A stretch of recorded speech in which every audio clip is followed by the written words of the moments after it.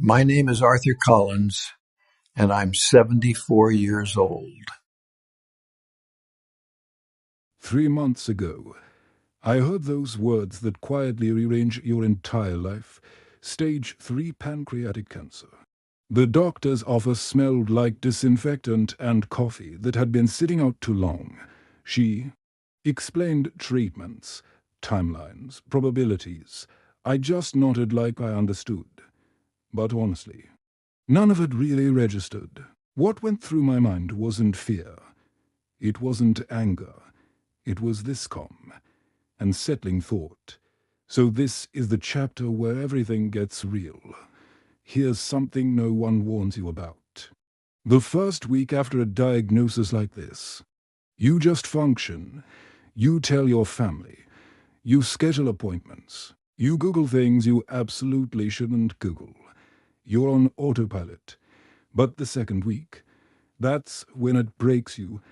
I woke up one morning and just watched my wife sleeping beside me. The way she still curls her hand under her cheek, just like she did 40 years ago.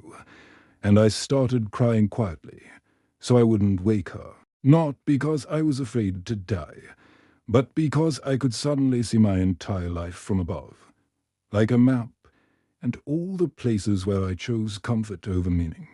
I worked 41 years as an operations manager. It was a good job, stable paycheck, respectable title, and I hated most of it. Not every single day, but enough days to matter. The fluorescent lights, the endless meetings, the way every year felt like just preparation for a future I assumed would always be there. When I was 25, I wanted to be an artist. Not famous, just honest. I loved restoring old furniture, bringing forgotten things back to life. My uncle taught me how to sand wood properly, how to feel when it was ready instead of just measure it. But I didn't feel responsible, so I chose safe. I chose logical. I chose later. Later never came. After my diagnosis, something shifted. I agreed to treatment. Of course, chemo scans. The whole routine. But one afternoon, I walked into my garage and saw 30 years of unopened boxes and a new space, and I thought, what am I saving this for? So I cleaned it all out. I bought paints, old brushes.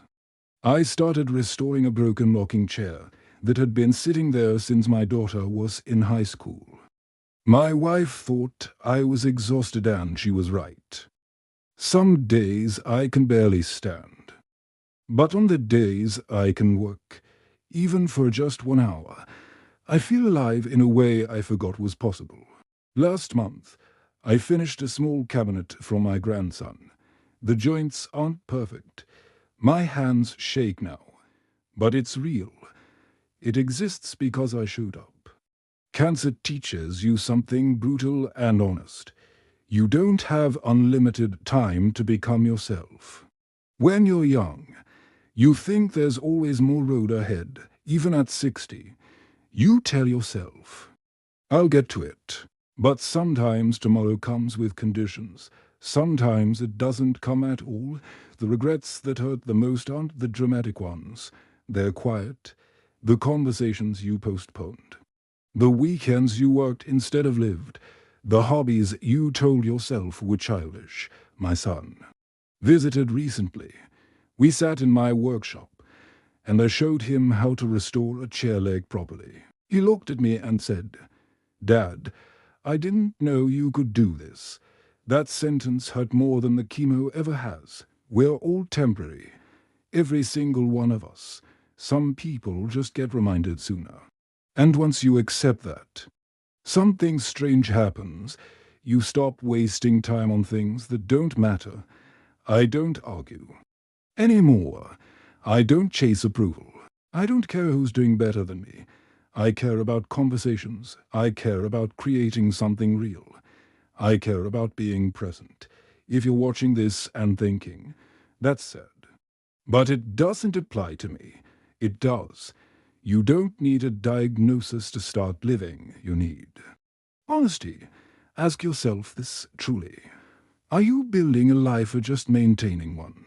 Because at the end, no one remembers how busy you were. They remember how you made them feel. I don't know how much time I have left, but I know this I'm finally using it, and I hope you do too. Thanks for listening.